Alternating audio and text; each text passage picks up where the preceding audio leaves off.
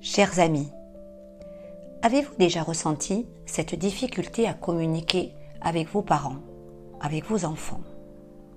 Ce sentiment de ne pas être compris, d'être enfermé dans un rôle qui ne nous convient pas.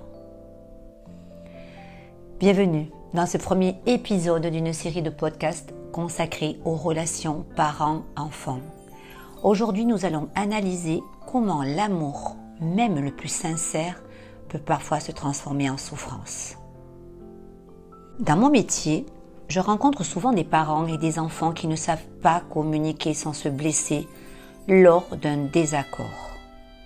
À travers ces podcasts, je souhaite partager des témoignages, des réflexions et des outils pour vous aider à construire des relations familiales saines et épanouissantes. Pour illustrer cette problématique, je vais vous partager le témoignage douloureux d'une femme que j'appellerai Clémence. Elle m'a écrit pour me raconter sa souffrance et celle de son fils aîné, Jérôme. Le voici. Cher Marcy, malgré les progrès que j'ai réalisés grâce à vous, il y a une blessure profonde qui ne cesse de saigner en moi. Une blessure liée à mes fils et tout particulièrement à Jérôme. Et je reviens vers vous pour vous demander de l'aide. Comme vous le savez, j'ai grandi dans une famille où l'amour était absent. Mes parents, incapables de me donner la tendresse et le soutien dont j'avais besoin, m'ont laissé avec un vide immense. Je me suis mariée pour fuir. Mais mon mari, lui aussi, marqué par une enfance difficile, s'est révélé être un homme violent verbalement, maladroit pour me donner l'affection que je désirais. Il était un homme pudique, réservé, exprimant très peu ses sentiments. J'ai compris que je répétais le même schéma parental, car je ne pouvais croire que l'on puisse m'aimer. À la naissance de mes deux garçons, la relation s'est dégradée. Mon bonheur de maman semblait déranger mon mari. Chaque soir, à son retour, l'atmosphère s'assombrissait. J'avais peur, j'appréhendais ses réactions. Au fil des années, les cris sont devenus quasi quotidiens. Dans ce climat de souffrance et d'insécurité, mes deux fils ont grandi. Jérôme, l'aîné, était un enfant vif et sensible, toujours à l'écoute, à me défendre, à réagir contre ce père qui me menaçait, me dévalorisait. Sans m'en rendre compte, il était devenu ma source de réconfort. Je me confiais à lui, je lui racontais mes peines, mes angoisses, mes déceptions. Et puis un jour, Jérôme a grandi. Il a fait un travail sur lui-même. Il a pris conscience de son propre mal-être. Et il m'a dit, avec des mots qui résonnent encore douloureusement en moi, que j'avais trop compté sur lui, en lui confiant mon mal-être. Il a raison, je n'en avais pas conscience, mais cela me rend triste, car il y a beaucoup de souffrance en lui. Et probablement chez son frère, qui ne m'a pas encore réprimandé.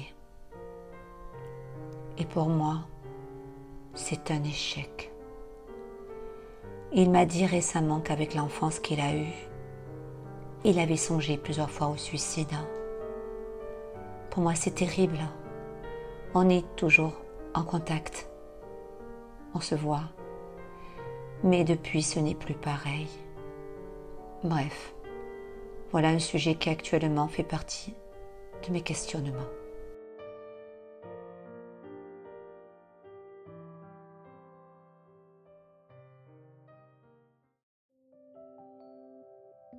Le témoignage de Clémence est bouleversant. Il nous rappelle à quel point les relations familiales peuvent être complexes et douloureuses, même lorsque l'amour est présent. Face à une telle histoire, notre premier réflexe est souvent de chercher un coupable. Qui est responsable de cette souffrance? La mère? Le père? Le fils? Chercher un coupable n'apporte rien, ne diminue pas la douleur, ne soulage aucune peine. Chacun dans cette histoire a agi de la meilleure manière qu'il pouvait, avec les ressources et les connaissances qu'il avait à ce moment-là. Clémence, blessée par son enfance et son mariage, a inconsciemment cherché refuge auprès de son fils. Jérôme, lui, a été pris dans un conflit de loyauté entre ses parents. Connaissez-vous la pyramide des besoins d'Abraham Maslow? Ce psychologue a décrit les besoins fondamentaux de tout être humain.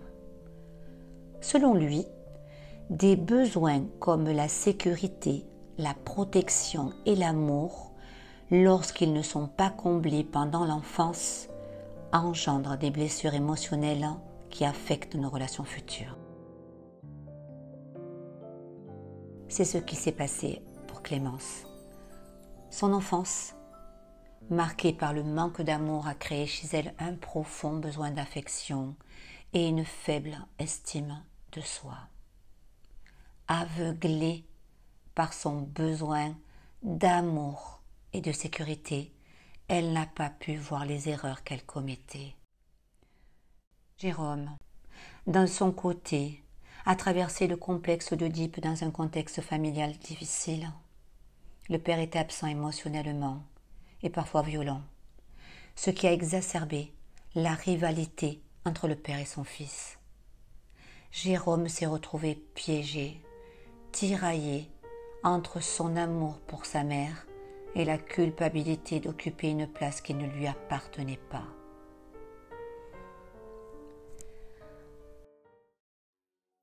Heureusement, Clémence et Jérôme ne sont pas condamnés à reproduire les schémas de leur enfance. En prenant conscience de leurs blessures, ils peuvent apprendre à construire des relations plus saines. Accepter son père tel qu'il est, même si c'est difficile, peut aider Jérôme à se libérer de la peur de devenir comme lui. Il peut se différencier et trouver sa propre voie vers une relation plus apaisée pour lui. Parfois, pour y parvenir, il est nécessaire de prendre de la distance. Lorsque les émotions sont trop fortes, il est important de savoir se protéger en s'éloignant temporairement de la situation. Ne rien dire. Calmer ses émotions. Ce temps de recul dans le silence est un baume précieux. Il nous permet de ne plus subir, de nous respecter, de ne plus avoir peur et de revisiter la situation sous un angle nouveau. Mais attention, l'éloignement n'est pas une solution à long terme. L'objectif est d'apprendre à communiquer avec bienveillance et à construire des relations heureuses, même avec des personnalités opposées. Il est également important d'apprendre à dire non, à poser ses limites face à des comportements qui nous blessent ou nous mettent mal à l'aise. Cela peut être difficile au début, surtout dans un contexte familial où l'emprise est fortement ressentie. Mais c'est un apprentissage indispensable. Et pour cela, nous devons exprimer nos émotions sainement. Lorsque les mots nous manquent, lorsque les émotions nous submergent, l'écriture peut être un précieux allié.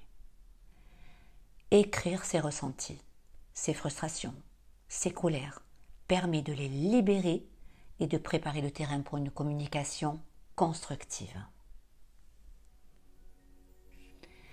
Et pour s'entraîner à s'affirmer, à exprimer ses besoins, à dire non avec bienveillance, n'hésitez pas à vous exercer en différé avec l'intention de mettre un terme à la souffrance. Visualisez la personne en face de vous et exprimez-vous comme si elle était réellement présente. Le mental ne fait aucune différence entre le réel, l'imaginaire et le symbolique. En vous préparant ainsi, vous gagnerez en confiance et vous serez mieux disposé à accueillir la situation avec calme. En prenant du recul, nous développons l'empathie à l'égard de nous-mêmes puis des autres. Prendre soin de nous va nous permettre de comprendre le point de vue de l'autre, ses besoins, ses motivations, parce que nous le ferons vis-à-vis de nous-mêmes. Cette attitude compatissante permet de désamorcer les conflits et de trouver des solutions qui conviennent à chacun. L'empathie est une compétence innée qui se développe avec la pratique. Se mettre à la place de l'autre est possible lorsque nous avons cultivé suffisamment de bonté vis-à-vis de nous-mêmes. Changer ses habitudes de communication et ses schémas relationnels prend du temps. Cultivons la patience envers soi-même et envers les autres. Chaque pas, même petit, est un pas dans la bonne direction. Et tous ces petits pas vont se faire avec des erreurs, avec des maladresses, et chaque fois que nous les corrigeons, nous gagnons en confiance, en satisfaction, en joie et puissance. Le pardon est un outil essentiel. Je vais vous lire un passage de mon livre « Ouvre ton cœur pour que triomphe la vie » qui parle justement de pardon. Pardonner, c'est décider de ne plus être dévoré par la souffrance, le regret, la colère ou la honte. Ce n'est pas changer le passé, mais transformer le futur. Se pardonner de ne pas avoir pu ou su faire autrement. C'est s'accorder de la compassion et de la bienveillance. C'est reconnaître que nous sommes tous des êtres humains en chemin, avec nos forces et nos faiblesses. Se pardonner, c'est s'autoriser à être imparfait, à faire des erreurs et à apprendre de ses expériences. C'est se libérer du poids de la culpabilité et s'ouvrir à la possibilité d'un avenir meilleur. Alors, comment pouvons-nous, dans nos propres familles, créer des relations plus saines et plus épanouissantes? Comment pouvons-nous apprendre à communiquer avec bienveillance, à exprimer nos besoins et nos émotions sans la peur et à nous pardonner mutuellement? Quel choix faites-vous aujourd'hui? Condamner ou pardonner? Je vous invite à réfléchir à ces questions et à partager vos réflexions et vos expériences dans le commentaire. À très vite. Prenez soin de vous.